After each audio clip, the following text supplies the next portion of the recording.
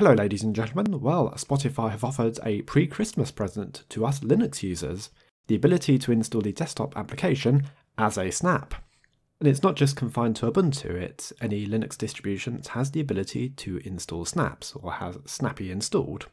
So that's things like Fedora, Debian, Raspbian, any distribution based on Ubuntu, well, with the exception of Linux Mint, which you can't do out of the box, since it does not have Snap installed. Although that's easily rectified.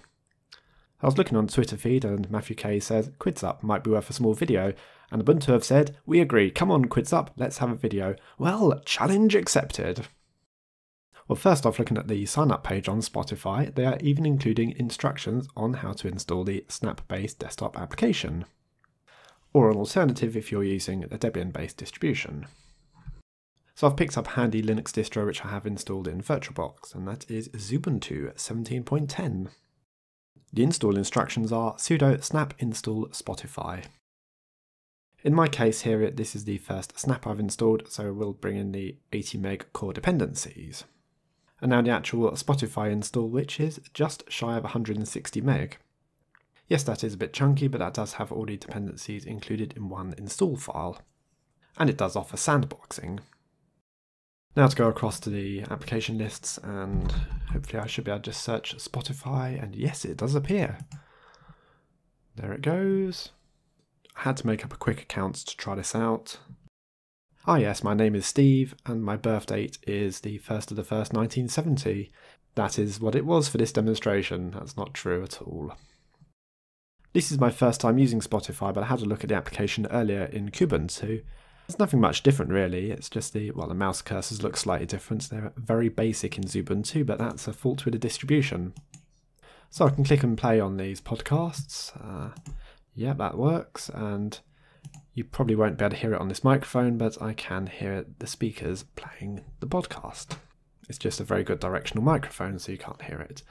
So yeah, can I skip to a different point? Yes, works fine. Responsive enough. I looked at some of these videos earlier, but I couldn't seem to get this working right. I don't know whether that's because I've not validated this account, haven't paid for anything, I don't know, or because I'm running in VirtualBox. All those could be factors, but why am I running in VirtualBox when I could install it on my main system? Well, there's a little issue with snaps and the kernel version I'm using, and put simply, I didn't feel like trying to rectify it. I do have a way of rectifying it, but it's a little bit long-winded. So anyway, it's just easier to try it out in VirtualBox. The audio side of things seems to have worked absolutely fine. Oh, and we even had a little pop-up there in the top right-hand side. I just noticed that.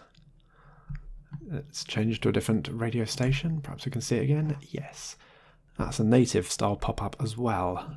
Good. So it does seem to have integration into the desktop environment which you're installing into. I'm very happy to see this from Spotify, and the fact it's installed as a snap means you're not confined to using a particular distribution. You don't have to add extra repositories to your system. No, you can just install the snap and it will be sandboxed for your desktop environment. I suppose one little thing we should look at is the memory usage of it. So where is it? Task name, Spotify, there it is. Well, 200 meg of RAM there, but there's also something else. That's 446, so what's that? That's going to be the best part of 700 meg of RAM. Although I don't know how that compares to other operating systems. That was a look at the Spotify, which is installable as a snap. Thanks for watching, I'll see you all later.